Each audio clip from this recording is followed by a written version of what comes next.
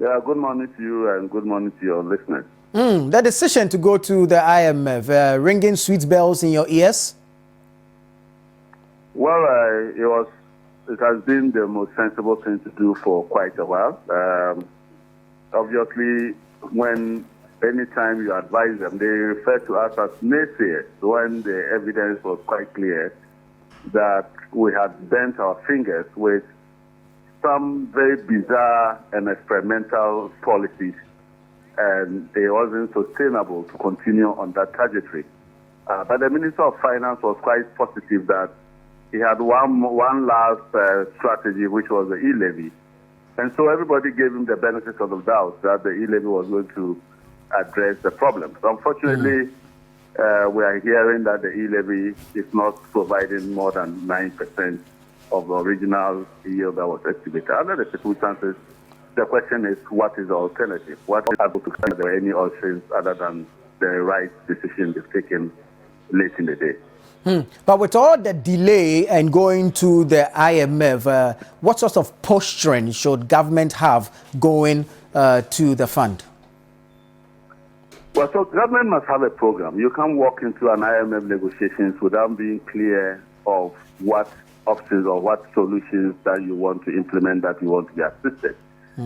Don't forget that when the NDC was going to the IMF, we had done quite a lot of work and gathered experts to advise on how we should approach the program. And so essentially, because we arrived with the homegrown policies that we had put together, it was very easy to get a program. It was very easy for the IMF to accept most of the measures that we had spelled out. At this moment in time, government doesn't seem to have a clear blueprint on what it wants. So it needs to quickly work around, get very senior members of our society with expertise to brainstorm and come up with what would assist us in our negotiations so that we go to the program with a position of strength.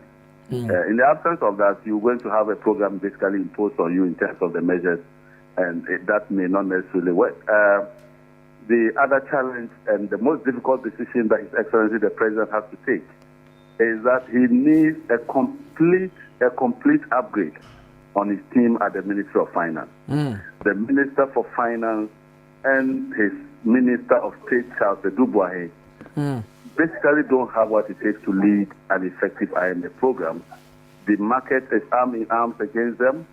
They have lost credibility in the eyes of the international community, in the eyes of the investor community, and even in the eyes of the multilateral institutions.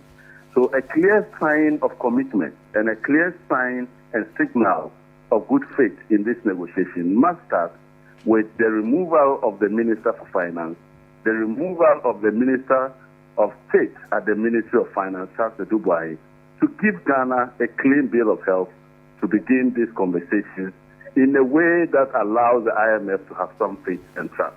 Don't forget that these are the people who have spoken extensively about their view on the IMF. You cannot say that going to the IMF surrenders the sovereignty of our country. We are a very proud group of people, and going to the IMF will mean that we are going to run a government as if we are not a country, a proud group of people. And today you are leading that conversation. Apart from the fact that you basically have demonstrated lack of capacity as a Minister of Finance and as a Minister of State in charge of Finance. Of the Minister of Finance. So these two people, as a starting point, must exit the ministry immediately, and that is something that the President must send out as a signaling of intent to be serious and committed to an IMF program.